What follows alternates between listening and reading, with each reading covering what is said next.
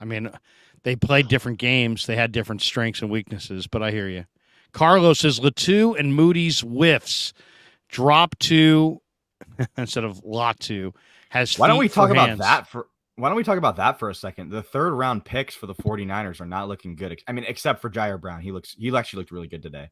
But what do you guys feel about the Latu pick and the Moody pick being kind of a reach at the time and now looking how they're playing now?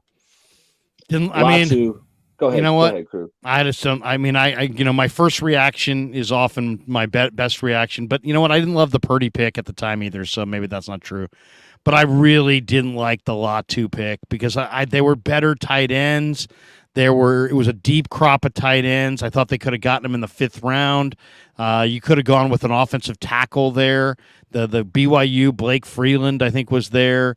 There were other guys there that I really liked in the third round. I mean, I could call up the draft and look, tell you exactly.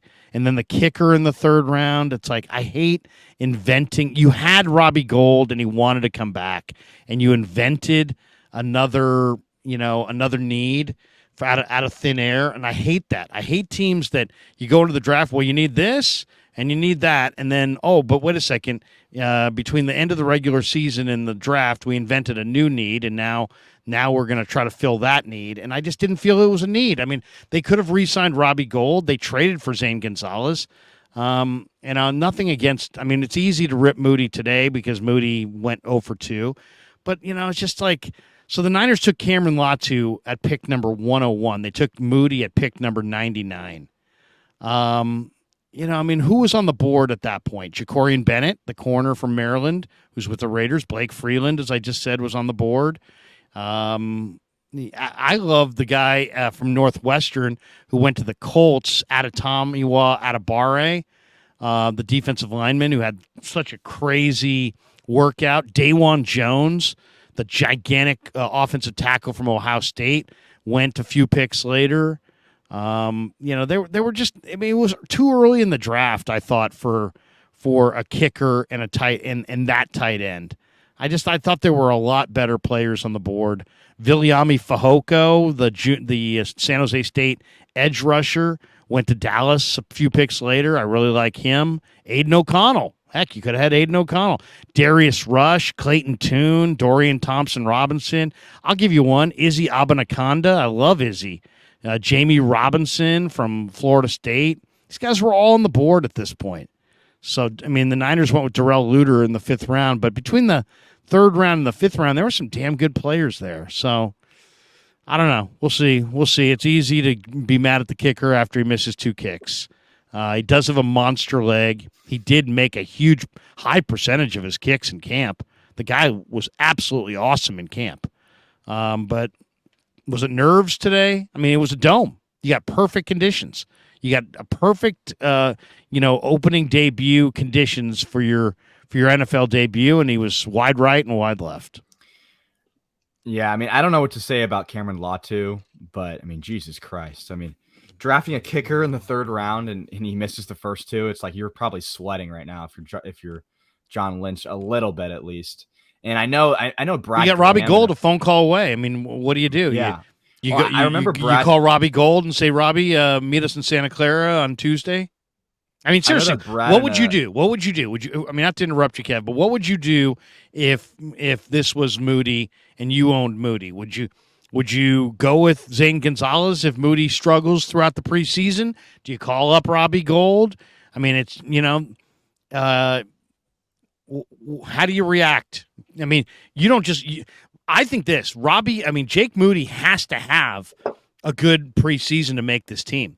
There's too much competition, and Robbie Gold's sitting by a phone. Robbie Gold's never missed in the playoffs. For all we know, Jake Moody could be a footnote. Remember that third-round kicker? I mean, Robbie Gold could probably kick 2 or 3 more years.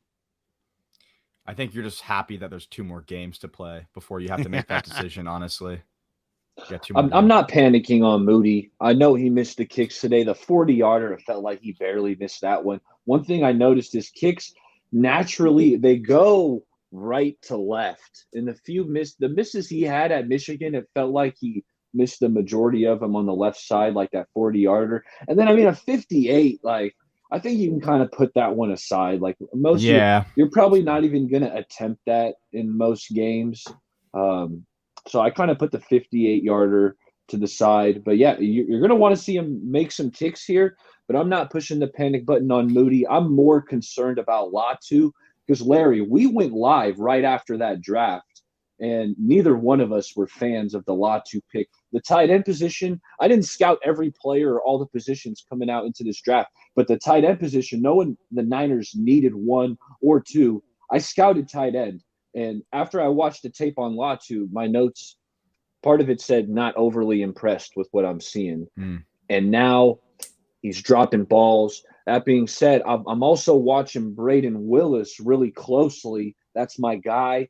Today, I know he caught one ball like on an out route for 5 yards. So, I can't say he was dominating out there, but I got a close eye on Braden Willis because I do favor him when we're talking about the two rookie tight ends like Latu. Man, I'm not sure if he's going to make this team. I mean, yeah, I think that at this point is especially because it's a competitive position. Yeah, I mean, and do they go with 4 tight ends or do they go with 3? I mean, I think a lot of people think they're going with 4, but I've done the exercise of paring down the roster to 53, and it is not an easy deal. They kept 3 last year. It's going to be tough. I mean, who are the other tight ends? Josh Wiley from Cincinnati. He went later to Tennessee. Yeah. Will Mallory from Miami, who's a very good receiver. He went to the Indianapolis Colts later on.